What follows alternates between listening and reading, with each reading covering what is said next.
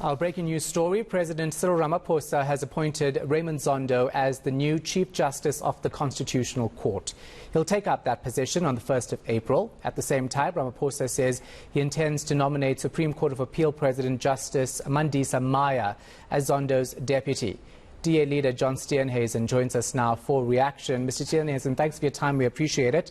So, do you think the president made the right choice? I think he did make the right choice, and I think it was a safe pair of hands that he's chosen in Judge Raymond Zondo, particularly given the very sorry saga that we saw unfolding at the Judicial Services Commission, the very undignified, undecorous behaviour of the interview process. I think Judge Zondo has a very clear track record of showing no fear or favour in the fight against corruption and maladministration. I also think that he will go a long way towards restoring faith in the judiciary, particularly following the excellent work done in the Zondo Commission. And I think he has the confidence of a large number of South Africans, and therefore I think that his term will be good for the judiciary, and I think it's a good choice by the president. Yeah, of course, you do say that he's the right choice, that he will bring strong leadership to the Constitutional Court. Talk to me about what else needs to happen to actually protect our Constitution in this day and age. Well, I think that we're going to have to fundamentally look at how we select justices in future. I think if one thing the sorry saga has shown us is that the current configuration and setup about how we choose the judicial officers in our country needs to change. It was a really disgusting show at the last JSC hearings that culminated in the selection of our Chief Justice. And I think we're going to have to fundamentally overhaul the way we do it, because our worry is that, having looked at that process, people who have ambitions to seek high positions in the judiciary are going to have to do one of two things in future.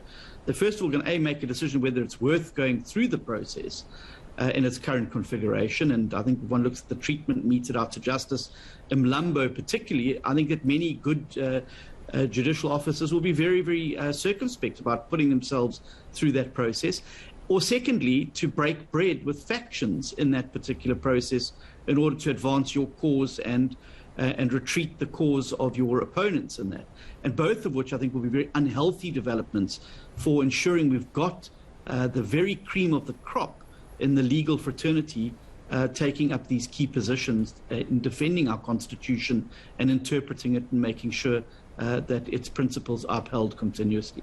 Talking about cream of the crop in these positions, Mandisa Maya nominated by the president, and she's the only individual nominated for the Deputy Chief Justice position, so she's ultimately going to get that position. What do you make of that? Well, I think that there's very clearly a reason why the president chose not to accept that recommendation of that Judicial Services Commission inquiry. And I know there's been a lot of noise around how that unfolded, where the information came from, etc. And I think you've probably seen the president overruling that particular recommendation, which should never have been made in the first place. They were merely meant to check the suitability. And I think that the president, I think, has sent a very clear message that, that Zondo must get the top job, and Maya's obviously going to have to be the deputy. I think she'll be a strong deputy in that. But again, I say it's only a pity that the process was sullied by the undignified behaviour of some politicians at the Judicial Service Commission. All right, let's move on to the no confidence motion against the cabinet. That, of course, is now happening on the 30th of March, but it's going to be an open ballot. How do you feel about that?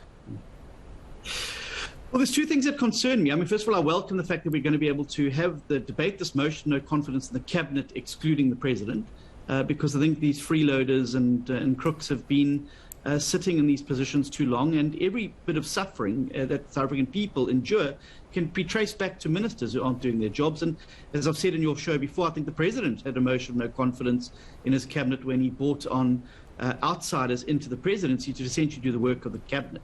But with still some time to go, I don't believe that it can be done in a hybrid setting, and because I also think that every member of parliament must be able to express themselves.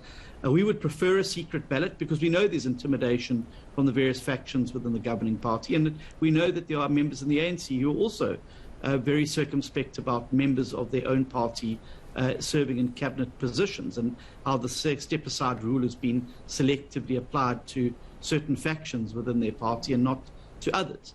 But the one thing we are going to insist on, that this sitting is held in person.